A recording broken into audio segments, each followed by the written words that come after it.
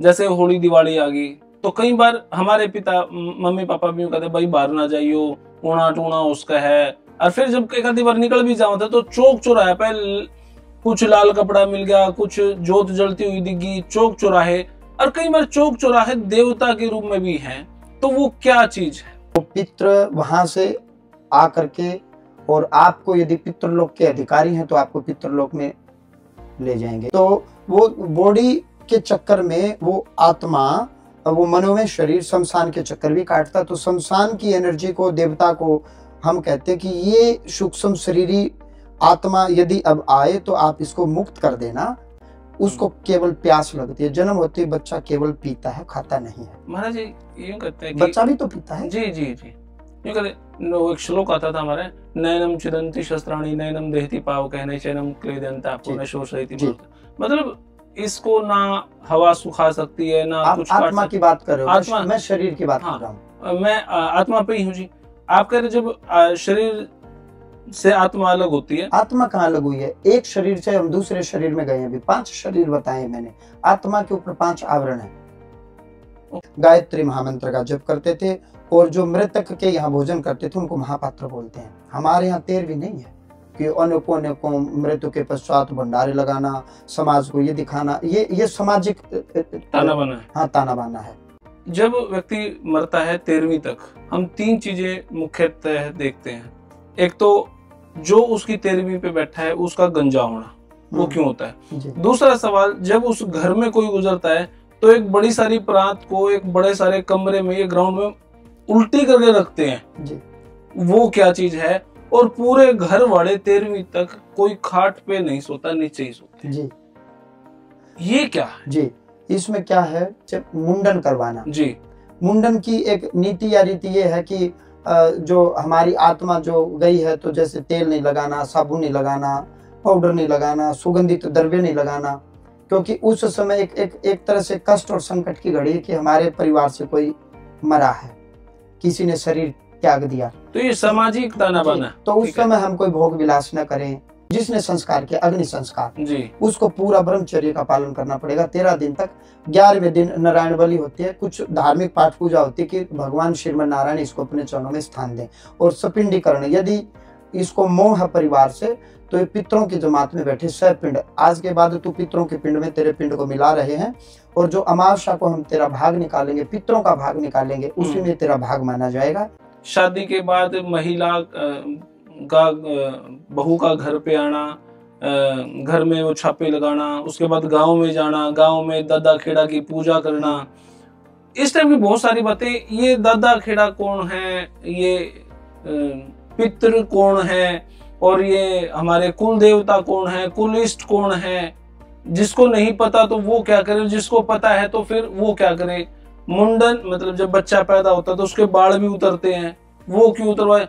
मतलब यूं लगता है कि एक मात्र की उदंतियां हैं, या इसके पीछे कोई साइंटिफिक, कोई अध्यात्म का इनका लेना देना है। नहीं, आज भौतिक जगत में जो हम देख रहे हैं वो अध्यात्म से आया है। आसमान के पितरों को यदि जल मिलता तो मैं यहीं बैठ करके अपने खेत में, मैं अपनी फसल में नहीं देता जल, अंजुली भर भर करके। यदि आपका पितृ गाय बन गया तो आपके संकल्प के प्रभाव से, पिंडदान के प्रभाव से, तर्पण के प्रभाव से वो गाय अच्छे मालिक के हाथ में चली जाएगी। लेकिन जिनका विवाह नहीं हुआ या विवाह हो भी गया, बच्चे नहीं हुए, उनका मन शांत नहीं होता, उनकी इच्छाएं रह जाती हैं, वो तृप्त नहीं होते। तो वो मर करके मोह के वशीभूत अंतमते सोगति, तो वो विचरण करते रहते हैं, हमारे घर में दिखाई देते रहते हैं। और हम किसी पूछा वाले के पास जाते थे, वो कहते हैं तुम्हारा पितर तुम्हें तंग कर रहा है और तुम ना रात जगाओ या ये काम करो। वो पितर नहीं है हमारे वंश के, लेकिन वो प्रेत बन गए। तो जो परेशान कर रहा है वो प्रेत है। हाँ हाँ, तो हरियाणा में कहावत चल पड़ी कि जो कुंवारे होते हैं वो पितर होते हैं, आऊत होते हैं। आऊत, पितर तो आपके पिता हैं, पितरी तो आपकी माता हैं, लेकिन जो पिता तुल्य चाचा ताऊ थे, यदि वो भटक रहे हैं तो उनकी पूजा नहीं करो, उनकी मुक्ति करवाओ। वो आउट है। हाँ, आउट का मतलब भी अनमैरिड कुंवारा या वो कहते हैं आउट। हाँ है, वो तो आउट है। आउट का मतलब आप कह सकते हो कुंवारा है या बच्चे नहीं हुए, बेउलादा है। ओके। आउत का मतलब ये है कि बेउलादा, शादी हुई भी तो बच्चे नहीं हुए, बच्चे हो भी गए तो मर गए, यानी कि निसंतान आप ये कह सकते हो। अब विवाह हुआ चाहे न हुआ। तो सारे भैया ने भाई मेरी राम राम, मैं जगदीप शर्मा स्टेप अप जय सर यूट्यूब चैनल पर आपका स्वागत करता हूँ। भाई एक वीडियो बनाई थी पहले, और उसमें पहले ही कहा था भाई जिसने वीडियो ना पसंद हो बिल्कुल ना देखो, जिसने पूजा पाठ और सनातन पाखंड देखता हो वो बिल्कुल दूर रही हो। खैर कोई बात नहीं, कुछ भी बोलो, नास्तिक आदमी ने गंगा में फेंक देंगे तो ठंडक तो उसके भी दिमाग में जाओगी। खैर ठंडक कर लो आप। यह वीडियो है पितरों के ऊपर, जो कई बार मजाक भी उड़ाया जाता है, मारिए कुंडली में पितर दोष क्यों है। हाँ, जब आपके बोलने की संभावना, आपका समाज का दृष्टिकोण बिल्कुल अपोजिट हो जाए है तो समझो पितर दोष डेफिनेटली है। क्योंकि आप जब लगाम से अलग दौड़ोगे ना तो कहीं ना कहीं पितर दोष है। खैर इस बात पर पूरी चर्चा करेंगे आज, बहुत बड़ी चर्चा होगी, और चौक चौराहा से लेकर ग्राम देवता और ग्राम देवता से लेकर हमारे कुल देवता इष्ट तक इस बात यह बात जाओगी, क्योंकि बहुत सारी बात तो मन ने जाननी है जो मेरे दिमाग में डाउट है। फिर भी मैं चाहूं कि आप भी इन बातों ने समझो, और जिस बात का सनातन में आपने ना पता हो तो मेरे गले आप भी जान जाओ। मैं हूं इस टाइम हासी में दिनेश पुरी जी महाराज जी के साथ बालाजी धाम। महाराज जी प्रणाम, नमस्कार, जय हिंद। जी जी जी प्रणाम, सीताराम। महाराज जी कैसे हैं आप? बिल्कुल प्रभु की कृपा है, भगवान जी की दया है। महाराज जी मैं हूं ना पॉलिटिकल ज्यादा काम करा करता, अब 4-5 महीनों से यूं लगा है मेरे चैनल पर अध्यात्म की वीडियो ज्यादा होगी। क्या मेरे कुल देवताओं का प्रभाव होगा, पितर मेरे से खुश हो गए या क्या मानो है? नहीं, इसमें आप ये मानो कि सनातन सबका है, सबके लिए है, और पॉलिटिक्स अभी तो फिलहाल कोई चुनाव भी नहीं है, जब समय आएगा तो देश में वो भी दिखाना एक बात। दूसरा, अब यदि आप अपनी कुंडली की गहनता से जांच करेंगे तो 100% आपकी ग्रह दशा बदली है, 100%। आप किसी विद्वान से दिखाएं जी, तो पहले ग्रह दशा कुछ और थी, अब ग्रह दशा कुछ और है। आप यकीन माने इस बात को। मुझे यूं भी लगा है महाराज जी, जब मैं आपके आश्रम में शुरू दिन आने लगा था तो 10 मिनट भी आपके पास नहीं बैठ पाऊं था। मैंने पहले दिन ये कहा था मैं इंटरव्यू 2-4 दिन बाद करूंगा, फिर आधा घंटा आपके पास बैठने लगा, फिर 2-3 घंटे बैठने लगा, अब रात को 12-1 बजे तक सत्संग में बैठता हूं। तो मैंने यूं लगा कहीं ना कहीं पॉजिटिव वाइब्स, वो आवरण मेरा अब मेरे को समझाने लगा है, ठीक है तो उस लाइन से इस लाइन पे है। हाँ, पॉजिटिव आप बहुत ज्यादा हुए हैं, पॉजिटिव तो थे ही, और लेकिन जब आप पहली बार आए तो आप इंटरव्यू कर नहीं गया था मैं जी। अब मुझे भी लगा कि आप कुछ थोड़े से डिस्टर्ब हैं किसी विषय को लेकर के, मेंटली या कोई मुद्दा ऐसा है जी। लेकिन भगवत कृपा से, मालिक की कृपा से अब ठीक मुझे भी पॉजिटिव और मंडल लग रहा है। जी जी। महाराज जी अब वो बातें जानना चाहूंगा जो मेरा भी डाउट है और शुरू से जानना चाहूंगा। जैसे होली दिवाली आ गई, कोई बड़ा त्योहार आ गया, तो कई बार हमारे पिता मम्मी पापा भी कहते भाई बाहर ना जाइयो, ऊना टूना उसका है। और फिर जब एक आधी बार निकल भी जाओ था तो चौक चौराहे पे कुछ लाल कपड़ा मिल गया, कुछ जोत जलती हुई दिखी चौक चौराहे, और कई बार चौक चौराहे देवता के रूप में भी हैं, तो वो क्या चीज है? नहीं, इसमें तंत्र क्रिया माने सात्विक चीज माने? आपने एक ही प्रश्न में कई छोटे छोटे प्रश्न किए जी। पहली बात तो डिवाइन एनर्जी, दैवीय ऊर्जा और डेविल एनर्जी, शैतान की ऊर्जा, पॉजिटिव और नेगेटिव, ऋणात्मक और धनात्मक फोर्सेस पूरे ब्रह्मांड में है, वायुमंडल में है। भगवान सर्वज्ञ हैं, सर्वव्यापक हैं। चौक चौराहे पर पहले जब देहात, एक समय ऐसा भारत में आया है कि अमुक अमुक स्थान पर गांव की पंचायत होगी या अमुक अमुक चौक के ऊपर वहां मीटिंग बैठती थी, या कोई पीपल का भारी भरकम कोई वट वृक्ष या बरगद का पेड़ होता था जिसके नीचे लोग बाग बैठते थे, और जो उस समय के जो मान लो जो बातें होती थी या जो गोष्ठियां होती थी, चर्चाएं होती थी, लोग करते थे। और रात में वहां एक दीपक प्रज्वलित इसलिए किया जाता था कि राहगीर आएगा तब बिजली, एक समय ऐसा रहा है, एक युग बिजली थी नहीं, और रास्ता दिखाने के लिए दीपक की कोई लड़ाई हो गई तो मसाल जलाते थे, वो आगे मसाल जलाता था, वो आगे मसाल जलाता था, तो महल तक संकेत पहुंचता था कि कोई आक्रमण हुआ है। और फिर कुछ चीजें जो आप बताते हो, गरुड़ महापुराण में इसका वर्णन भी आया है चौराहे का, कि जब हम घर से किसी भी दिवंगत आत्मा को लेकर के निकलते हैं तो उसमें वर्णन आया है गरुड़ महापुराण में कि आपके पास 5 शरीर हैं।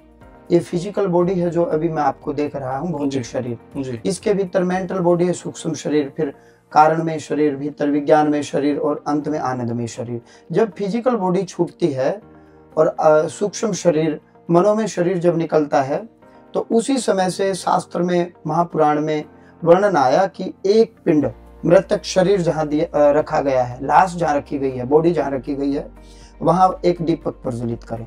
दीपक प्रज्वलित यूं करते हैं कि अमुक अमुक आत्मा तमसोमा ज्योतिर्गमय मृत्युर्मा अमृतमगमय अस्तोमा सद्गमय से शुरू, ये वेद का श्लोक है, वेद का मंत्र है। अस्तोमा सद्गमय तमसोमा ज्योतिर्गमय मृत्युर्मा अमृतमगमय, ओम शांति शांति शांति।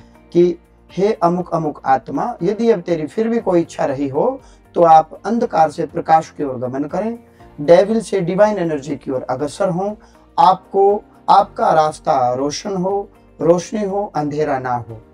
तो एक दीपक वहां प्रज्वलित किया जाता था जी। उसके पश्चात एक पिंड वहां दिया जाता है। गरुड़ पुराण में बताया गया है कि कोई भी जब आत्मा नहीं कहूंगा मैं, मनोमय शरीर जब भौतिक शरीर को छोड़ता है तो उसको लेने के लिए धर्म के दूत या यम के दूत आते हैं लेने। तो वो यम के दूत की शांति के लिए एक पिंड वहां दिया जाता है, जौ के आटे का या गेहूं के आटे का। हाँ, एक तो जब घर में जब एक शरीर पड़ा रहता है तो उसके वहीं दिया जाता है। हाँ, लेकिन जब उसकी बॉडी को उठा के चलते हैं शमशान घाट की तरफ तो बीच में भी कहीं वो दूसरा द्वार पिंड। ओके। जैसे ही घर से निकलते हैं एक द्वार पिंड जी। द्वार पिंड आपके वंश की जो ऊर्जा है, आपके पिता दादा परदादा, आपकी वंशावली तो चली है, जेनेटिक कोड तो है, जीनोम तो है जी। आपके पूरे वंश का जी। आपके पिता महाराज कैसे थे, दादा कैसे थे। कई बार बोलते हैं कि हमने तो सुना था इसके परदादा वाले गुण इसमें आ गए या दादा वाले गुण इसमें आ गए, जेनेटिकली। साइंस भी ये मानती है जी। आज भी कहते हैं कि कौन मुगल और कौन सनातनी, जेनेटिकली बायोडाटा सबके पास है और डीएनए चेक करो। हाँ, डीएनए चेक करो जी। तो एक द्वार पिंड, वंश की ऊर्जा आपकी, चाहे ब्रह्म लोक में बैठे हों, वो पितृ वहां से आ करके, और आपको यदि पितृलोक के अधिकारी हैं तो आपको पितृलोक में ले जाएंगे। यदि आपने भगवान की भक्ति की है तो भगवान के दूत आएंगे, लेकिन पितृ फिर भी आते हैं 100%। तो आपके वंश की आत्मा यदि आएंगी तो उनकी शुदा कैसे शांत होगी? वो द्वार पिंड से।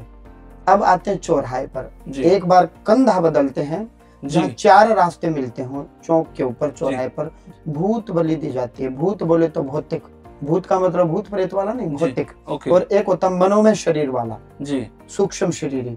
तो उस चौक चौराहे पर भी कोई ना कोई ऊर्जा, कोई ना कोई एनर्जी जो है, उस एनर्जी की शांति के लिए आकाशचरी देवता जो आकाश में गमन करते हैं।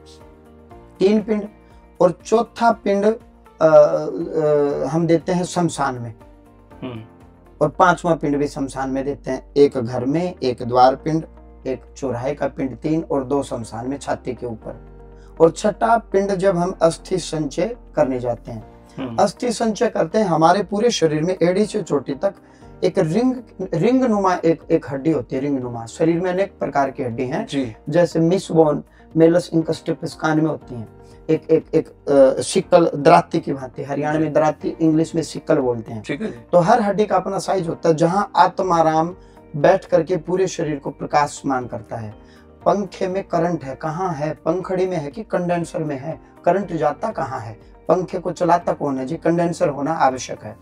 उसी प्रकार से आत्मा पूरे शरीर को प्रकाशित करती है, एक प्रकाश पुंज है, लेकिन वो शरीर के पूरे हिस्से में किरणें देता है, एनर्जी देता है। जैसे हार्ट की अपनी एक जगह है, किडनी की अपनी एक जगह है, आंख नाक कान की एक जगह है, उसी प्रकार से हमारी बॉडी में, हमारे शरीर में आत्माराम कहाँ है जो प्रकाश करता है? तो वो हम आत्माराम बोलते हैं। एक रिंग की भांति एक हड्डी है और वो छाती में होती है।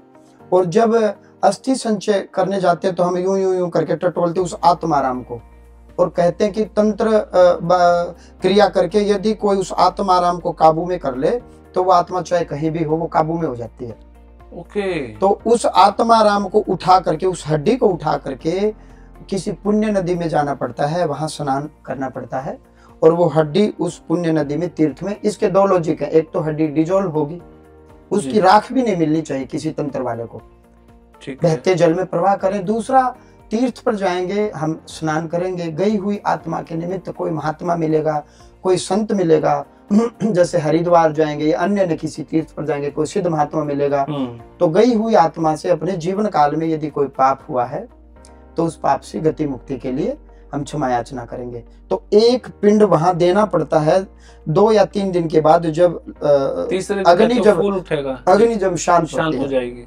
आजकल तो क्या जी, राख उठा लो, ऐसा नहीं है। आत्माराम को ढूंढना चाहिए और फिर एक मिट्टी के मटके में भरना चाहिए और उसी को ले जाकर के पुण्य नदी पर पहुंचना चाहिए। तो लेकिन हम एक पिंड वहां देना पड़ता है जी। शमशान के देवता को हम कहेंगे कि ये जो सूक्ष्म शरीर आत्मा है, ये अपने शरीर से बंधी हुई थी, इसका अपने शरीर के प्रति मोह है।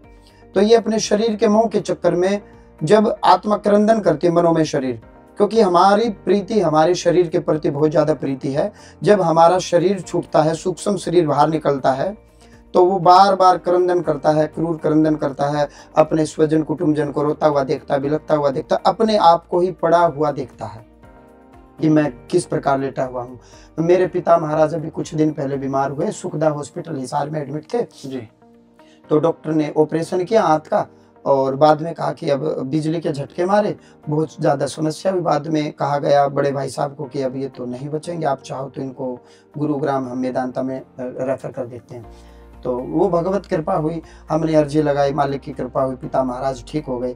लेकिन बाद में जब पिताश्री से पूछा तो पिताजी ने कहा कि मैं अपने आप को देख रहा था कि मेरा शरीर व्हाइट कलर के पॉलीथीन में लपेट दिया, ऐसा मैं अपने आप को देख रहा हूँ। इसका मतलब उनकी आत्मा थी तो इर्द गिर्द कहीं अपनी बॉडी के पास, लेकिन वो निकल गई थी और डॉक्टर कह रहे थे कि ये एक तरह से कोमा है, ये कोमा में है। लेकिन पिताजी ने तो कहा कि मैं अपने आप को देख रहा था।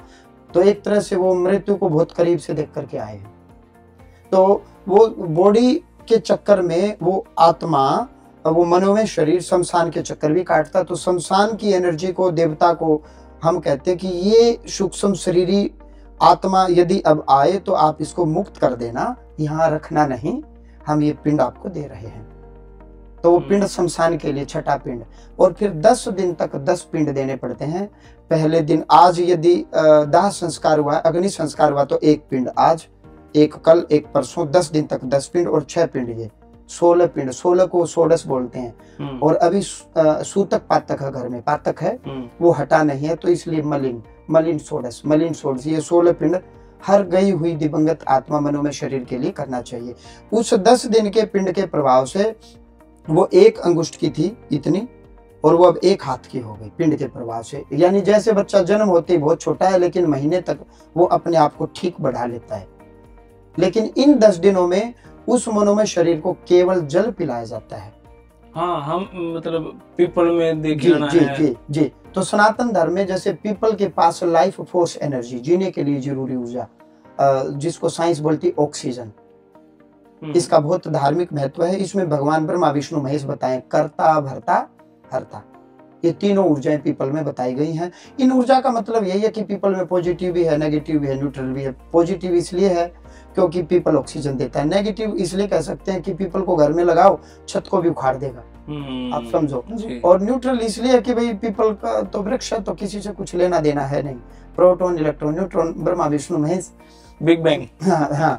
तो पीपल के पास वो में हम जाकर के एक मटका रखते हैं और जल देते हैं। या तारों की छांव में रात में कोई भी कुटुंबजन, सबजन, जिसके यहाँ कोई आत्मा एक्सपायर हुई, कोई मनोमय शरीर में चला गया, अमुक अमुक प्रेत, उसके नाम से घर की छत पर जाएं, कच्चा दूध लें, थोड़े से काले तिल डालें, उसका चेहरा ध्यान करें और सिर के ऊपर से दक्षिण दिशा में मुख करके सिर के ऊपर से वो दूध पीछे डालना है, काले तिल मिश्रित। उसको केवल प्यास लगती है। जन्म होते ही बच्चा केवल पीता है, खाता नहीं है। महाराज जी यूं कहते हैं कि बच्चा भी तो पीता है। जी। यूं कहते, एक श्लोक आता था हमारे, नयनम चिदंती शस्त्राणी नयनम देहति पाव कहने चैनम क्लेदंता पुनः शोषयति। मतलब इसको ना हवा सुखा सकती है, ना कुछ आत्मा की बात कर रहे हो। आत्मा, मैं शरीर की बात कर रहा हूँ। मैं आत्मा पे ही हूँ जी। आप कह रहे जब शरीर से आत्मा अलग होती है। आत्मा कहाँ अलग हुई है? एक शरीर से हम दूसरे शरीर में गए। अभी 5 शरीर बताए मैंने। आत्मा के ऊपर 5 आवरण है। ओके। आप तो केवल फिजिकल बॉडी को देख रहे हो, जी। इस फिजिकल शरीर के भीतर एक मनोमय शरीर है आपके पास, मन बुद्धि और अहंकार युक्त, उसमें हड्डी मांस नहीं है। ठीक है। हवा की गति से गमन करता है, जैसे स्वप्न का संसार। स्वप्न में आप कहीं कहीं जाते हो, कई स्वप्न फलित होते हैं, सत्य होते हैं, आपको पहले ही आभास हो जाता है। इंद्रदेव की स्पीड से चलते हाँ हाँ, मन की गति से, मन की गति हाँ। से। लेकिन रहते इसी आकाश में हो, इसी पृथ्वी पर, इसी भूमंडल पर विचरण करते हो, मनोमय शरीर में भी। उस मनोमय शरीर के भीतर और एक सूक्ष्म शरीर है, और गहरा, उसके अंदर भी कोई और आत्मा है। हाँ, और एक शरीर और है, बहुत सूक्ष्म लेवल पर है जी। उसको हम कारणमय शरीर बोलते हैं। उसके भीतर और गहरा एक सूक्ष्म शरीर है, छोटा, जिसको हम विज्ञानमय शरीर बोलते हैं। अंत में आत्मा आती है, आनंदमय शरीर जिसको बोलते हैं, जहाँ जाकर के पुनः लौटना नहीं होता, मोक्ष जिसको हाँ। बोलते हैं। तो जहां तक शरीर है वहां तक भूख प्यास रहती है, लेकिन वो भूख प्यास भौतिकी नहीं है। जैसे भोजन के अंदर एटीपी, एडिनोसिन ट्राइफॉस्फेट, जिसको साइंस बोलती है कि एनर्जी के पैकेट्स हैं, गेहूं के भीतर एक एनर्जी के पैकेट्स हैं जिसको हमने एटीपी बोल दिया। अब बात को समझे, सूक्ष्म लेवल की मैं बात कर रहा हूँ, बहुत डीप अंदर। सेब खाओ या सेब का रस पी लो, लेकिन वो सेब में रस कहाँ है? पूरे सेब में फैला हुआ है, व्यापक है, एक जगह नहीं है। इसलिए पूरे सेब को क्रश करना पड़ेगा, तब उसके भीतर से जूस निकलेगा। जूस सूक्ष्म बात कर रहा हूँ, जूस तन मात्रा है और सेब फिजिकल है।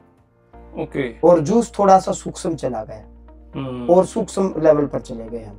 तो मैं सूक्ष्म लेवल की बात कर रहा हूँ, मैं आत्मा की नहीं, मैं शरीर की बात कर रहा हूँ, मनोमय शरीर की बात कर रहा हूँ, जो मन बुद्धि और अहंकार युक्त है, और जो मन की गति से गमन करता है, वायु के वेग से चलता है। 11वें दिन उसको भूख लगती है, तो एक महापात्र होता है।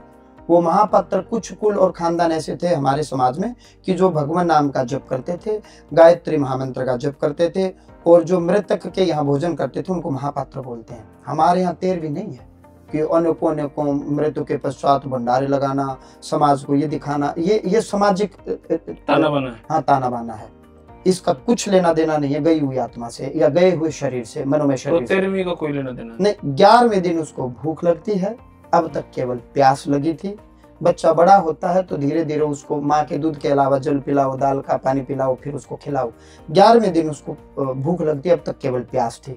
तो 11वें दिन एक महापात्र को बुलाया जाता है, संभव हो तो अब तो काल देश समय के अनुसार पीतल आ गया या तांबा आ गया या सटील आ गया, पहले मिट्टी के पात्र होते थे। उसको भोजन दिया जाए, भोजन चबा के खाने वाला, चब्बे भोजन जैसे चपाती, लेह्य भोजन जैसे सेमी लिक्विड दलिया या खीर या हलवा, इस प्रकार से चौष्य भोजन जो चूस करके खाया जाए, और पेय भोजन पीने वाला पदार्थ, इस प्रकार से ये भोजन उसको देने चाहिए एक व्यक्ति को। वो बर्तन भी उसी को देने चाहिए, संभव हो तो उसको वस्त्र इत्यादि भी दान कर सकते हैं, सैया दान भी हम दे सकते हैं, खटिया चारपाई इत्यादि। और 12वें दिन कुछ विद्वत महात्माओं को बुलाया जाए, ब्राह्मणों को बुलाया जाए। कितने होने चाहिए वो मैं बता देता हूँ, केवल 13, मात्र 13 संत, महात्मा, विद्वत जन, कर्मकांडी, ब्राह्मण, जिनको तत्व से भगवान, जिन्होंने तत्व से परमात्मा को जान लिया। तो 14 व्यक्तियों का भोजन हमारे सनातन धर्म में बताया गया है। अब कोई 1400, 14,000 व्यक्ति का करे तो ये सामाजिक ताना बाना है। शास्त्र में, पुराण में इसकी कोई मर्यादा नहीं बताई गई। उसके बाद वो विद्वत जन आते हैं, अपने श्रीमुख से कुछ वचन कहते हैं, गई हुई आत्मा परमात्मा के धाम में गमन करके शांति को प्राप्त हो, और उनके परिवारजन उस विषाद से, दुख से, तकलीफ से बाहर आए। वो विद्वत जन कुछ ऐसी वाणी बोले जो हृदय को भेदते हुए उनके अंतर्मन तक पहुंचे, और वो गई हुई आत्मा का बिछो या दुख थोड़ा कम हो। ये मर्यादा बताई गई। अब वैसे तो विषय मेरा कहीं और था, भी कहीं और चला गया, फिर भी मैं संक्षेप में जाना चाहूंगा ब्रीफली। जब व्यक्ति मरता है 13वीं तक, हम 3 चीजें मुख्यतः देखते हैं। एक तो जो उसकी 13वीं पे बैठा है उसका गंजा होना, वो क्यों होता है। दूसरा सवाल, जब उस घर में कोई गुजरता है तो एक बड़ी सारी परात को एक बड़े सारे कमरे में या ग्राउंड में उल्टी करके रखते हैं जी। वो क्या चीज है। और पूरे घर वाले 13वीं तक कोई खाट पे नहीं सोता, नीचे ही सोते जी। ये क्या है जी?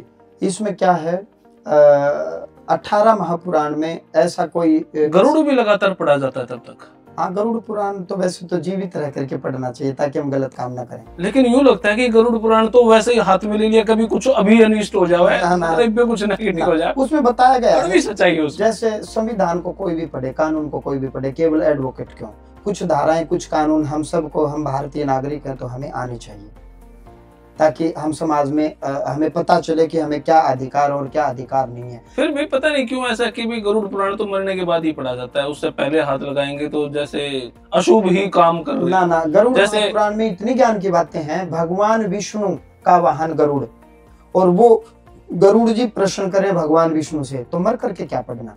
गरुड़ जी ने क्या प्रश्न किए हमारे कल्याण के लिए भगवान विष्णु से, और भगवान विष्णु ने उनका क्या उत्तर दिया हमारे कल्याण के लिए, तो ये तो हमें अब पढ़ना चाहिए मृत्यु के पश्चात। परिवार को बैठा के फिर पढ़े गरुड़। हाँ, तो देखो गीता भी पढ़ते हैं जी, तो कुछ नीति नियम समाज में ऐसे बनाए गए, जैसे मुंडन करवाना जी। मुंडन की एक नीति या रीति ये है कि जो हमारी आत्मा जो गई है, तो जैसे तेल नहीं लगाना, साबुन नहीं लगाना, पाउडर नहीं लगाना, सुगंधित द्रव्य नहीं लगाना, क्योंकि उस समय एक तरह से कष्ट और संकट की घड़ी कि हमारे परिवार से कोई मरा है, किसी ने शरीर त्याग दिया, तो ये सामाजिक ताना बाना। तो उस समय हम कोई भोग विलास न करें, हम एक तरह से ब्रह्मचर्य का पालन करें, भगवान का चिंतन करें, भगवान नाम का जप करें, महापुराण का गरुड़ पुराण को सुने, ताकि हमारे भाव भी ये जागृत हो कि भाई देख, जाने वाली आत्मा चली गई, हम जब जाएं तो हम गरुड़ पुराण को सुन करके कुछ हमारे अंदर भी बदलाव आए कि हमें भी ये कर्म नहीं करने चाहिए या ये कर्म करने चाहिए, और ब्रह्मचर्य का पालन करें, भोग विलास का उन दिनों में हम त्याग कर दें, और हमारा ये तप है एक तरह से, हमारी तपस्या उस गई हुई आत्मा मनोमय शरीर को भी लगे, यदि अपने जीवन काल में उससे कोई कष्ट दुख तकलीफ हुई हो या किसी को सताया हो, कोई पाप कर्म हुआ हो, तो हमारे इस तपो कर्म से, इस तपश्चर्य से, इस तपस्या से उसके वो पाप हल्के हों और भगवान श्री हरि उसको अपने धाम में स्थान दे। इसलिए ये भोग विलास का त्याग करके मुंडन इत्यादि करवा करके ऋषि महर्षियों वाला जीवन व्यतीत करना चाहिए। और एक वो बड़ी सी बात है जी, वो ये एक लोकमत है। महापुराण में ऐसा कोई वर्णन नहीं आया कि रेत रखो और तसला उल्टा कर दो या कोई बर्तन उल्टा कर दो। ये सामाजिक ताना बाना है। वेदों में इसका जिक्र ना, महापुराण में कहीं इसका सभी लोग नीचे बैठते हैं, वही तो मैं कह रहा हूँ, तपस्या। ओके भाई, खाट या बाण भोग की वस्तु बताई गई है। अच्छा, महात्मा लोग तकत रखते हैं, बेड नहीं रखते मंदिरों में। सन्यासी विरक्त हैं दोनों लकड़ी के जी, लेकिन तकत के ऊपर एक कंबल बिछाएंगे तो तकत पे भी नहीं बैठ सकते, तकत पर बैठ सकते, लेकिन खाट या बेड भोग में आती है और बेड भोग में आता है, विलासिता का प्रतीक का सूचक है। ओके, तो बेड या वेदों में जिक्र है इस बात का? नहीं, उसमें तो यह है कि ये कर्म करें कि गई हुई आत्मा के निमित्त तपश्चर्या करें, एक व्यक्ति जो उसको जल पिलाएगा और जो सारा कर्म कांड कराएगा, जिसने दाह संस्कार किया, जिसने संस्कार किया अग्नि संस्कार जी, उसको पूरा ब्रह्मचर्य का पालन करना पड़ेगा 13 दिन तक। 11वें दिन नारायण बलि होती है, कुछ धार्मिक पाठ पूजा होती है कि भगवान श्रीमन नारायण इसको अपने चरणों में स्थान दें। और सपिंडीकरण, यदि इसको मोह है परिवार से, तो ये पितरों की जमात में बैठे पिंड, आज के बाद तू पितरों के पिंड में तेरे पिंड को मिला रहे हैं, और जो अमावस्या को हम तेरा भाग निकालेंगे, पितरों का भाग निकालेंगे, उसी में तेरा भाग माना जाएगा, अलग से हम तुझे कुछ नहीं देंगे। तो सपिंडीकरण, पितरों के पिंड में उस पिंड को मिला देना। ओके, ठीक है महाराज जी। वैसे अब इस पे विषय पे और बात करूं तो बहुत लंबी हो जाएगी। अब मेरा जो दूसरा विषय आता है, शादी के बाद महिला का बहू का घर पे आना, घर में वो छापे लगाना, उसके बाद गांव में जाना, गांव में दादा खेड़ा की पूजा करना, इस टाइप की बहुत सारी बातें। ये दादा खेड़ा कौन है, ये पितृ कौन है, और ये हमारे कुल देवता कौन है, कुल इष्ट कौन है, जिसको नहीं पता तो वो क्या करे, जिसको पता है तो फिर वो क्या करे। मुंडन मतलब जब बच्चा पैदा होता है तो उसके बाल भी उतरते हैं, वो क्यों उतरवाए? मतलब यूं लगता है कि एक मात्र की उदंतियां हैं या इसके पीछे कोई साइंटिफिक, कोई अध्यात्म का इनका लेना देना है? नहीं, आज भौतिक जगत में जो हम देख रहे हैं वो अध्यात्म से आया है। भौतिक जगत में जी, आध्यात्मिक जगत में हर प्रकार के नियामक हैं, जो गीता जी में भगवान कृष्ण ने बताया कि अर्जुन, मैंने नियामक बैठा रखे हैं, इन नियामक की सीधी सीधी पूजा करना या सीधी मेरी पूजा करना। नियामक बोले तो सौर ऊर्जा मंत्री सूर्यदेव पदवी है, जल मंत्रालय, पर्यावरण मंत्रालय पवन देव, जल देव, ये नियामक है। ऐसी भौतिक जगत में नियामक है। देवताओं के राजा को इंद्र बोला गया है, इंद्र प्रधानमंत्री। इंद्र के ऊपर राष्ट्रपति है ब्रह्मदेव, तो हमारे यहाँ भी राष्ट्रपति है ब्रह्मदेव। राष्ट्रपति इंद्र से भी ऊपर है, या जिसको हम प्रजापिता बोलते हैं, जो इंद्र से बड़ा होता है। ऐसे ही भौतिक जगत में आपके परिवार में, जैसे पहले हरियाणा की बात करें तो परिवार का एक चौधरी होता था, तो आपके घर का चौधरी पितृ देवता, ग्राम का प्रधान या ग्राम का सरपंच, ऐसे ही ग्राम का देवता ग्राम देवता। अपने यहाँ जैसे जिला पार्षद होते बहुत गांव के ऊपर, जिला पार्षद भौतिक जगत में, तो अनेक गांव के ऊपर जो एक महात्मा होता है, बाबा होता है, उसको खेड़ा का देवता बोलते हैं, खेड़ापति। और ऊपर चलो तो 10 दिशाओं के दिक्पाल। जैसे हमारे यहाँ पूरे भारत को जोन बना दिया गया, उस जोन का वो, उस जोन का वो, अब अपनी अपनी पार्टियों ने अपने अपने नियुक्त कर दिया। तो हमारे यहाँ 10 दिशाओं के 10 दिक्पाल बताए गए हैं। तो इस प्रकार से भौतिक जगत की जो पदवी है ये आध्यात्मिक जगत से आई है। आप बात को समझना जी। तो परिवार के चौधरी की पूरी जिम्मेवारी बनती है कि मेरे परिवार में कोई मिस हैपनिंग ना हो, अनहोनी घटना ना घटे, बच्चे संस्कारी हों, परिवार का भरण पोषण लालन पालन कैसे हो, और परिवार किस विधि चले। तो ऐसे ही आपके वंश में यदि चौधरी बीमार हो जाए, चौधरी मर जाए, समय से पहले मर जाए, तो वो परिवार बिखर जाता है, क्योंकि उनको कोई गाइडेंस देने वाला कोई नहीं होता। तो ऐसे ही हमारे वंश में हमारे पितृ देवता जो है ये नियामक है, भगवान के द्वारा बैठाए गए हैं। पितृ कौन, बहुत से लोग पूछते हैं जी पितृ कौन होते हैं। हाँ, ये एक सवाल है कि जी पितृ, मेरे घर में पितृ कौन। अरे पितृ माता पिता, शास्त्र में बताया गया आपके पितृ आपके पिता हैं जिनकी आप संतान हो, उनके पितृ उनके पिता, उनके पितृ उनके पिता जिसकी आप संतान हो। इसके अलावा जो पिता की पीढ़ी से चाचा ताऊ, दादा की पीढ़ी से दादा के भाई थे, छोटे बड़े चाचा ताऊ, छोटे दादा बड़े दादा, वो भी पिता तुल्य बताए गए। पिता का भाई पिता तुल्य, आप आदर मान करो अपने चाचा का, अपने ताऊ का जी। आप जैसे पिता की रिस्पेक्ट करते हो ऐसे दंडवत करो, नमस्कार प्रणाम करो। और यदि उनकी वंश वृद्धि नहीं हुई तो आपका दायित्व तो बनता है कि उनका भोजन देना, उनकी सेवा करना। वंश वृद्धि का मतलब अगर वो बिना शादी के एक्सपायर हुए, अनमैरिड थे, विवाह हो भी गया तो बच्चे नहीं हुए, तो वो आप पर डिपेंड है। बुढ़ापे में आप ही ना सेवा करोगे, और कौन करेगा वृद्धावस्था में जी। क्योंकि अब तो उनके बालक आप ही हो, आपके चाचा ताऊ हैं। तो जैसे आप अपने पिता महाराज का की सेवा शुश्रूषा करते हो, ऐसे ही चाचा ताऊ भी यदि आपके साथ रहते हैं तो उनको भोजन राशन पानी, बीमार होंगे तो आप ही सेवा करोगे। और मृत्यु के पश्चात जैसे आप अपने पिता का श्राद्ध करते हो, तर्पण करते हो, ऐसे ही अपने चाचा ताऊ का भी आप श्राद्ध या तर्पण करोगे, करना चाहिए। वो तर्पण किसको लगता है? मान लो मेरे ताऊ जी एक्सपायर हुए थे जी, तो वो तर्पण में ताऊ जी के नाम का करूं, फायदा होगा, लेकिन ताऊ जी तो तब तक कहीं और जन्म ले चुके होंगे जी। यही प्रश्न भीष्म पितामह ने एक ऋषि से किया था कि ऋषिवर, मैं यहाँ गंगा किनारे बैठ करके मैं जल दे रहा हूँ, यदि यहाँ मेरे जल देने से आसमान के पितरों को यदि जल मिलता तो मैं यहीं बैठ करके अपने खेत में, मैं अपनी फसल में ना जल अंजुली भर भर करके। तो उनको बताया गया कि देवव्रत, भगवान की एक ऐसी व्यवस्था है, आप यहाँ बैठ करके अमेरिका में भी यदि किसी का अकाउंट है, थ्रू प्रॉपर चैनल पैसे ट्रांसफर कर सकते हो। बैंकिंग की एक व्यवस्था है ऑनलाइन, उनकी अपना एक सिस्टम है।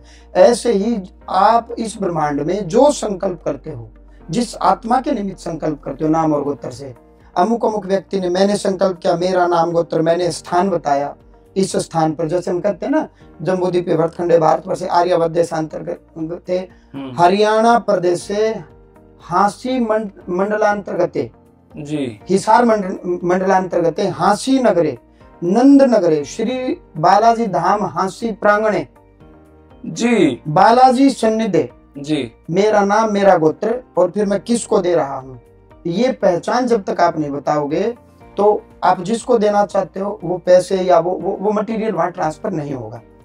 जैसे कई बार कहते हैं फोन नंबर दे, फोन नंबर तो दे दिया, इस पर गूगल पे एक्टिवेट है या नहीं? हाँ जी, गूगल पे है, फोन पे है, कर दो मुझे। हमने कर भी दिया, वो कह रहा आ भी गए और किसी ने देखा भी नहीं, हवा में उड़ के चले गए। ऐसे ही अग्नि स्वात दिव्य पितर विश्वदेव जिनको बोलते हैं, हम यहाँ जो भी संकल्प करते हैं तो वो विश्वदेव उस उतना मटेरियल, मैंने बताया ना सूक्ष्म स्थूल नहीं, वो जल तो वहीं का वहीं रह गया, लेकिन उस जल की जो ऊर्जा है, जितना आपने संकल्प किया वो विश्वदेव वहां तक उस संकल्प को पहुंचाएंगे, आप नहीं पहुंचाओगे, वो संकल्प वहां चला जाएगा। यदि आपका पितृ गाय बन गया तो आपके संकल्प के प्रभाव से, पिंडदान के प्रभाव से, तर्पण के प्रभाव से वो गाय अच्छे मालिक के हाथ में चली जाएगी, कूलर लग जाएगा, बढ़िया भोजन पानी जाएगा। यदि वो सर्प बन गया तो वायु रूप में उस सर्प को आहार मिलेगा। यदि वो मनुष्य बन गया उसको आपके लग जाएगी, हाँ, आपके पिंड के प्रभाव से अचानक धन मिलेगा, वो भगवान की भक्ति में आ जाएगा। कई बार जब मान लो मुझे कई बार अनएक्सपेक्टेड पैसा कहीं से मिल जाए, इसका मतलब मेरा पितरों मेरे पिछले किसी ने कुछ किया है, तुम्हें भी ऐसा हो सकता है, या आपका पुरुषार्थ भी हो सकता है। ये तो बहुत कर्म का जंजाल है, लेकिन एक कारण ये भी हो सकता है, इसका हो सकता है इग्नोर नहीं कर सकते आप। कई बार मैं सोचता हूं मैं इस काबिल नहीं था, लेकिन फिर भी भगवान ने मुझे इतना दिया जी, इसको इग्नोर नहीं कर सकते, इग्नोर नहीं कर सकता। अब जो वंश वृद्धि जिनकी हुई है वो तृप्त हो जाते हैं, सहवास कर लेते हैं, विवाह कर लेते हैं, बच्चे देख लेते हैं, दुनिया के सारे क्रियाकलाप देख करके अंत में वृद्ध अवस्था में वो कहते हैं भाई हमने सब कुछ देख लिया, अब मर भी जाए ना तो कोई गम नहीं। तो एक तरह से वो विरक्त हो चुके हैं। लेकिन जिनका विवाह नहीं हुआ या विवाह हो भी गया, बच्चे नहीं हुए, उनका मन शांत नहीं होता, उनकी इच्छाएं रह जाती हैं, वो तृप्त नहीं होते, तो वो मर करके मोह के वशीभूत अंतमते सोगति, तो वो विचरण करते रहते हैं, हमारे घर में दिखाई देते रहते हैं। और हम किसी पूछा वाले के पास जाते तो वो कहते हैं तुम्हारा पितर तुम्हें तंग कर रहा है और तुम ना रात जगाओ या ये काम करो। वो पितर नहीं है, हैं हमारे वंश के, लेकिन वो प्रेत बन गए। तो जो परेशान कर रहा है वो प्रेत है। हाँ हाँ, तो वो हरियाणा में कहावत चल पड़ी, क्योंकि जो कुंवारे होते हैं वो पितर होते हैं, आउत होते हैं। आउत पितर तो आपके पिता हैं, पितरी तो आपकी माता हैं, लेकिन जो पिता तुल्य चाचा ताऊ थे, यदि वो भटक रहे हैं तो उनकी पूजा नहीं करो, उनकी मुक्ति करवाओ। वो आउत है। हाँ, आउत का मतलब भी अनमैरिड कुंवारा या सही बात, जैसे वो कहते हैं आउत, हाँ है आउत, तो आउत है। आउत का मतलब आप कह सकते हो कुंवारा है या बच्चे नहीं हुए, बेउलादा है। ओके, आउत का मतलब ये है कि बेउलादा, शादी हुई भी तो बच्चे नहीं हुए, बच्चे हो भी गए तो मर गए, यानी कि निसंतान आप ये कह सकते हो। अब विवाह हुआ चाहे न हुआ, तो उनकी मुक्ति करवानी चाहिए। लेकिन हम अक्सर क्या करते हैं, हमारे वंश के हैं वो प्रेत बन गए, 4 ईंट रखेंगे, स्थान बनाएंगे, रात जगाते रहेंगे, उनको वस्त्र देते रहेंगे और वो तंग करते रहेंगे। तो उनकी गति और मुक्ति करवानी चाहिए। तो हाँ, क्योंकि कुछ लोग कहते थे हरिद्वार में कराओ, कुछ कहते थे गया जी में कराओ। हरिद्वार में जो हम जाते हैं वो प्रेत की मुक्ति नहीं, हम पितृ कार्य करते हैं, पिंडदान। ठीक है, या तो हरिद्वार में जाकर के उस प्रेत की आत्मा के निमित्त नारायण बलिया से पिंडीकरण करवाना चाहिए। ठीक है, हम वहां जाते पिंडदान करते हैं, जी वो पिंड बर्बाद दिए, वो तो पितृ कार्य है। यदि प्रेत है तो प्रेत का कार्य कि वो प्रेत की मुक्ति कैसे हो, कार्य वो करवाना हरिद्वार जाकर के। ठीक है। अब गया में पूरा तंत्र है, जो गर्भ से गिर गए, माँ के गर्भ से, दादी के गर्भ से, परदादी के गर्भ से जो गिर गए या दवाई खा करके गिरा दिए गए, उनकी मुक्ति गया कूप पर होती है। प्रेत कार्य है, पितृ कार्य नहीं, वो प्रेत बन गए, जिसको कई बार कहते हैं मिसकैरेज हो गया। जी जी। और हमारे घर में कोई कुत्ता बिल्ला गधा था, हमारी उसके प्रति आस्था है, मोह है, वो मर भी गया तो सोपन में आपको गौ माता थी, भैंस थी, आपको वो दिखाई देगी, वही जो जीवन काल में आपने जिसके साथ व्यवहार किया। सोपन में कई बार कुत्ते दिखाई देते हैं, आपके घर का कुत्ता था, बहुत ज्यादा अटैचमेंट थी, स्नेह था दोनों को एक दूसरे से। तो केवल शरीर बदला, आत्मा तो वही है ना, करंट वही पंखे में है, वही एसी में, वही कूलर में, फ्लो ऑफ इलेक्ट्रॉन्स करंट है। मशीन अलग अलग डिजाइन की गई है, लेकिन इलेक्ट्रॉन सभी में है, और इलेक्ट्रॉन्स के बगैर बिजली के उपकरण निष्क्रिय हैं, चलेंगे नहीं, पता भी नहीं सकता। आपके हिसाब से गया जी में सब कुछ होता है। जैसे प्रेत शिला है जी, तो प्रेत शिला में जो हमारे वंश के दिवंगत आत्माएं हैं, प्रेत बन गए तो उनकी मुक्ति है। फिर बाद में हम पितृ कार्य करवाते हैं। पहले भूत प्रेत, पहले जो प्रेत हमारे वंश के हैं और उनके साथ कुछ बाहर के भी यदि लग गए तो वहाँ भगवान विष्णु, शमशान में भी भगवान विष्णु और मंदिर में भी भगवान विष्णु। गया के शमशान में शिव नहीं है भगवान श्री विष्णु है। तो गया में विष्णु तंत्र है। पहले प्रेत कार्य किया जाता है कि हमारे वंश में जो प्रेत हैं वो शांत हो जाएं, वो मुक्त हो जाएं, उनको अगला जन्म मिले, या वो कन्वर्ट हो जाएं, प्रेत से पितृयोनि में आ जाएं। तो पूरा तंत्र है। वैसे तो गया जी 20-22 दिन का 54 वेदी है, 54 वेदी, लेकिन हम वर्ष में एक बार गया जी जाते हैं बालाजी धाम हासी की तरफ से, तो 3 दिन का कार्यक्रम हम रखते हैं, जिसमें मुख्य वेदी होती हैं। 54 वेदी हम पूरा नहीं करते, जिससे काम चल जाए, उतने में ही हम गुजारा करके मतलब पाठ पूजा करके आ जाते हैं। फिर अंत में प्रेत कार्य होने के बाद फिर हम पितर कार्य करते हैं। उसका परिणाम बहुत अच्छा आता है। कईयों को संतान नहीं होती, या कईयों को बहुत ऋण हो गया, कर्ज हो गया, या कई कहते जी हमने तो मावस की रात भी जगा ली, थान भी बनवा लिया, या हम यूं कहे कि जी हम तो कपड़े भी देते हैं, हमने तो जी जाप भी करवा लिए। जब आपने गायत्री मंत्र के करवाए हैं, पितृ गायत्री के नहीं करवाए, और पितृ गायत्री के भी जप हुए तो वो मानसिक हुए हैं, क्योंकि जप मानसिक होता है, उच्चारण के साथ नहीं होता। एग्रीड, आपने करवाया, आपने दक्षिणा भी दी, लेकिन अमुक विद्वत जन जो जप करके गए हैं तो वही जानते हैं क्या वास्तव में उन्होंने जप किया, और क्या जप के दौरान उनका चिंतन ध्यान परमात्मा में था। तो पितृ गायत्री का जब क्या घर होता है या यहाँ पे करवा सकते हैं? नहीं, यहाँ भी ब्राह्मण जन है, उनसे भी करवा सकते हैं, या अपना जप स्वयं करें। एक माला पितृ गायत्री की स्वयं करें, महीने 2 महीने 3 महीने में तो कई बार ऐसे कहते हैं कि पितृ गायत्री का अमावस्या का 24 घंटे बैठना चाहिए, और या किसी ब्राह्मण कोई गरीब है और उसके यहाँ पितृदोष है, तो क्या एक माला अपने वंश के पितरों को पार उतारने के लिए, जब भागीरथ से पहले अनेक पीढ़ियां आई और उनके पिता महाराज अगले को बोलते गए, उन्होंने अगले को कहा, उन्होंने अगले को कि बेटा हमारे बहुत से वंश की पितृ नरक में यातना भोग रहे हैं, और वो पार तब उतरेंगे जब गंगा जी पृथ्वी पर आएंगे। तो जब वो राजा होकर के वन गमन करके तप करते थे अपने पितरों को पार उतारने के लिए, तो क्या मात्र हम एक माला अपने घर में अपने बाप दादा परदादा की आत्मा की शांति के लिए, सतगति के लिए और अपने कल्याण के लिए, क्योंकि हमारे वंश की ऊर्जा यदि बिगड़ गई तो हमारा कल्याण संभव नहीं है, हम सदा हॉस्पिटल में चक्कर काटते हैं। तो क्या इस दिव्य पाठ में है वो? दिव्य पाठ अलग विषय है। जो ये दिव्य पाठ है इसमें एक पाठ तो भगवान गणपति का नारद जी ने लिखा है। अब महर्षि नारद झूठ क्यों कहेंगे? ठीक बात है। ब्रह्मा जी के मानस पुत्र विष्णु के परम भक्त। एक पाठ इंद्र भगवान का है, लक्ष्मी माँ का पाठ है ये। 1 मिनट का पाठ है। इसमें इंद्र भगवान कहते हैं मंत्र मूर्ते सदा देवी महालक्ष्मी नमोस्तुते। ये दिव्य पाठ है, मैं दर्शकों को दिखाऊंगा। ये महालक्ष्मी माँ का पाठ है और इसमें एक अगस्त्य ऋषि ने पाठ दिया है। अगस्त्य ऋषि वो थे जिन्होंने 3 घूंट में समुद्र पी लिया और जिन्होंने भगवान राम को एक पाठ दिया और रावण के सगे ताया थे और अयोध्या के अवध प्रदेश के एक राजकुमार जिनको हम भगवान कहते हैं, भगवान हैं भी वो लंका में गए और रावण उनका सगा भतीजा, लेकिन अगस्त्य मुनि ने उनकी मदद नहीं की, सहायता नहीं की। अपितु अवध प्रदेश से आए दशरथ पुत्र राम की सहायता की। भगवान राम को एक पाठ दिया, राम ये पाठ करें, सूर्य भगवान का ये पाठ है और आज ही रावण मारा जाएगा इस पाठ के प्रभाव से। ये दुष्ट का नाश होगा। ये भले ही मेरा भतीजा हो लेकिन ये पथ भ्रष्ट हो गया। और इसमें जब उन्होंने ये वो पाठ अलग था, ये पाठ अलग मां लक्ष्मी का। तो ऋषि महर्षियों का देश है कि ऋषियों का गुणगान मत करो, ऋषियों को मत मानो, ऋषियों की बात को मानो। गुरु को नहीं मानना है, गुरु की बात को मानना है। विद्यालय में अध्यापक को नहीं मानना है, किताब को मानना है। राम से बड़ा राम का नाम। जी, अध्यापक कभी भी नहीं कहता कि मेरे को मानो, अध्यापक कहता मेरी बात को मानो। मैं जो थ्योरम पढ़ाता हूँ, जो सिलेबस करवाता हूँ, उस सिलेबस को बार बार पढ़ो, किताब को मानो, पुस्तक को मानो।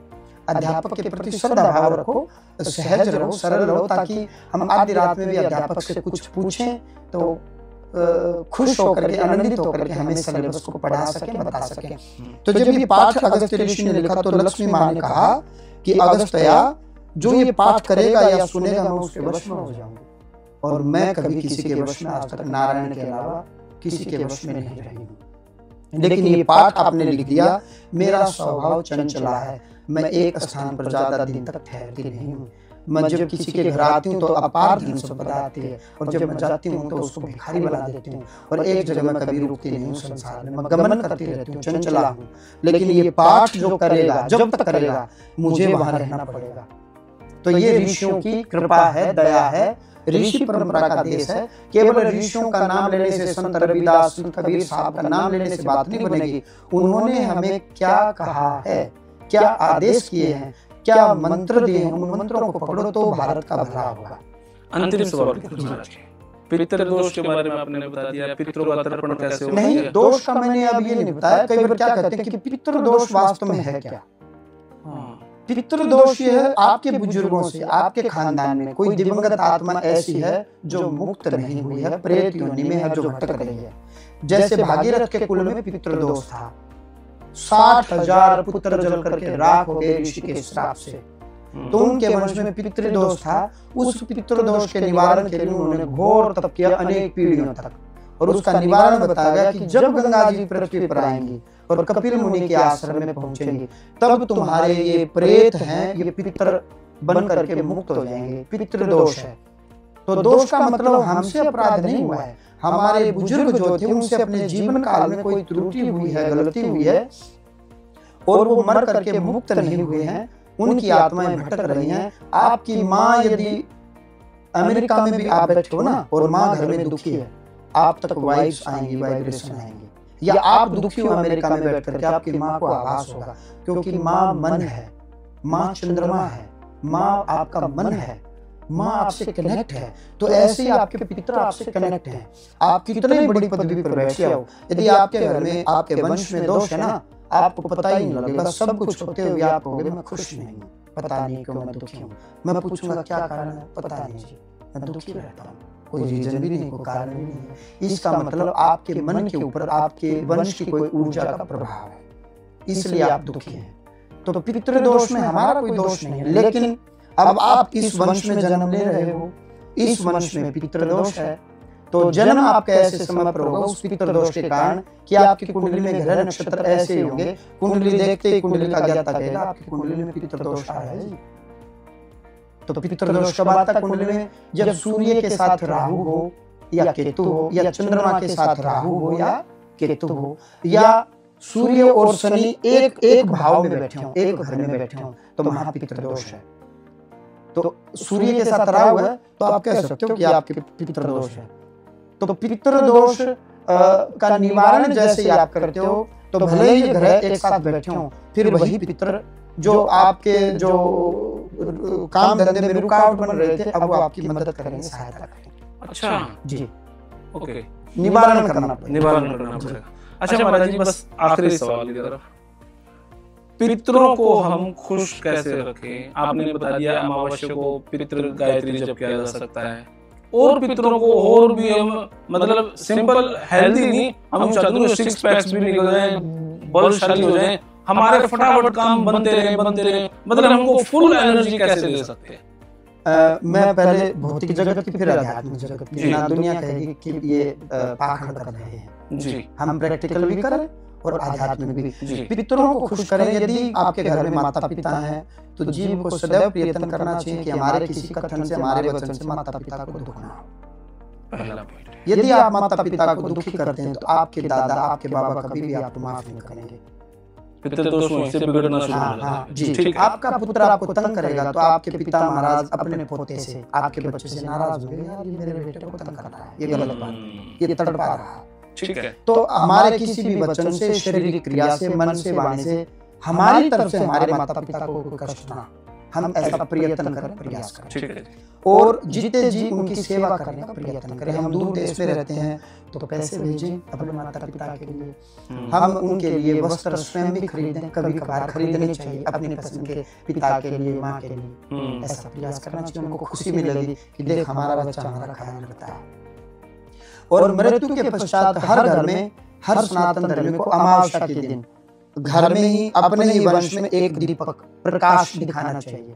आपके पितर इस ब्रह्मांड में कहीं भी हों, अमावस्या के दिन वायु रूप में आपके द्वार पर आते हैं, आपका कल्याण के लिए, आपको आशीर्वाद देने के लिए वायु रूप में आपके द्वार पर आते हैं अमावस्या तिथि को।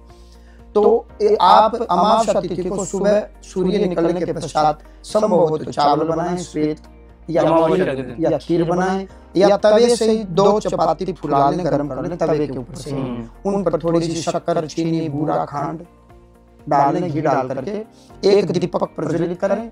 कि हमारे पितर सदैव हमारे घर में रोशनी करें और वो सदैव रोशनी में रहें, भगवान की छत्र छाया में रहें, और हमारे कुल में भी, हमारे वंश में भी सदैव हमारा दीपक प्रज्वलित रखें, हमारे घर में रोशनी रखें।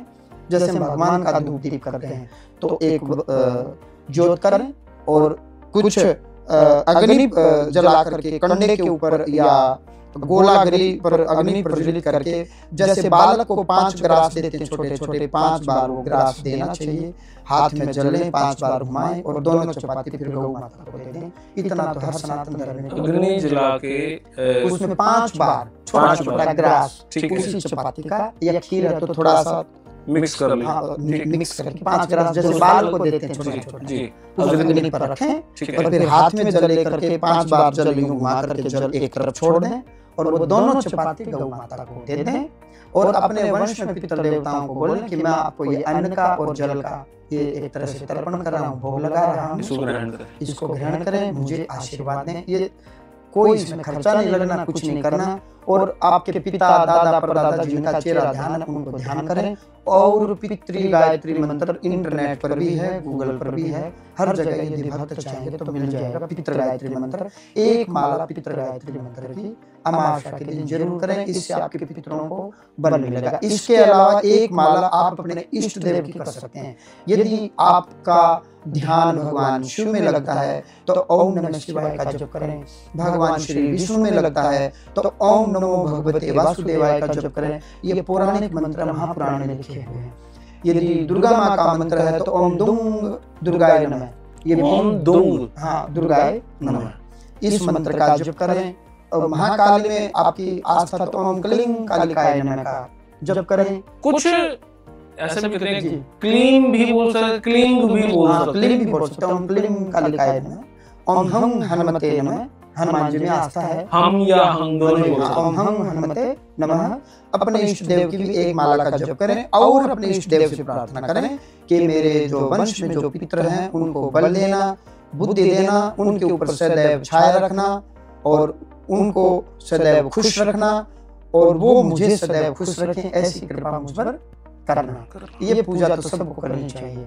फिर भी बात न बने तो समय अनुसार अपने नजदीकी किसी तीर्थ में जाकर के पितरों के पिंडदान श्राद्ध सूक्ष्म थोड़े बहुत करने चाहिए।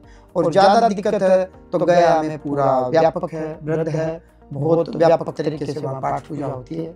पितृ कार्य गया जाकर के आप श्राद्ध करें, तर्पण करें। वहाँ यदि कोई प्रेत है तो उसकी आत्मा की शांति निसंदेह हो 100%। कई बार ये भी नहीं पता होता कि पितृ हमें फायदा दे रहे हैं या पितृ दोष हमें लग रहा है। दोष तो होगा तो नुकसान मिलेगा, अन्यथा फिर भी हम ये चाहते हैं कि भी दोष नहीं मिले तो भी हम उनके लिए भलाई चाहें। देखो एक बात मुझे बताओ, एक प्रश्न मेरा है, भगत सिंह क्या भारत को फायदा नहीं देंगे? महाराणा प्रताप फायदा नहीं देंगे? महारानी लक्ष्मीबाई फायदा नहीं देंगी? क्योंकि उन्होंने इस भूमि के लिए सर्वस्व त्याग दिया। तो आपके पिता दादा परदादा आपको फायदा क्यों नहीं देंगे? आप उनकी संतान हो। अगर भूखा मारेंगे तो नुकसान। यदि वो पीड़ित हैं, यदि वो नरक में गमन करके चले गए उनके अपने किसी जीवन काल में कोई गलती के कारण, तो फिर तो उनकी मुक्ति करवानी पड़ेगी। भगत सिंह को अंग्रेजी सत्ता ने जेल में डाल दिया तो एक तरह से वो बंधन में आ गए। यदि वो खुले रहते तो एक बहुत बड़ी क्रांति उन्होंने अपने जीवन में की थी हम भारतवासियों के कल्याण के लिए। लेकिन भगत सिंह बंधन में आ गए, अंग्रेजों ने उनको बांध लिया, जेल में डाल दिया। तो उस समय यदि उनके कोई बंधन खोल देता तो देश उसी समय आजाद हो जाता। उसी प्रकार से यदि हमारे पितरों को किसी ऊपरी बाधा ने, बड़ी पावर ने, बड़ी सत्ता ने, बड़ी ताकत ने उनको बंधन में ले लिया तो फिर वो कैसे सहायता करेंगे? उनके बंधन खोलने पड़ेंगे, तभी ना कल्याण करेंगे। बहुत बहुत शुक्रिया, बहुत बहुत शुक्रिया। तो ये वीडियो है हमारे परिवार के लिए। और फिर भी वही बात, पाखंडी जो कहते हैं, जो देखते हैं, वो भाई इस वीडियो से दूर। अब तो पूरी देख ही लिया, कोई बात नहीं, करवा लो। तो भाई यह वीडियो फिलहाल इतनी है और बहुत सारी चीजें थी जो मैं जानना चाह रहा था और आई होप आपको भी वो पता लगी। तो सब कुछ छोड़ छाड़ के बस अपने पितरों के लिए कुछ करें, क्योंकि वही हैं जो हमारा आवरण बनाए। फिलहाल ये वीडियो आपने किसी लगी कमेंट बॉक्स में राय दें। तब तक के लिए धन्यवाद। जय हिंद, भारत माता की जय। Thank you.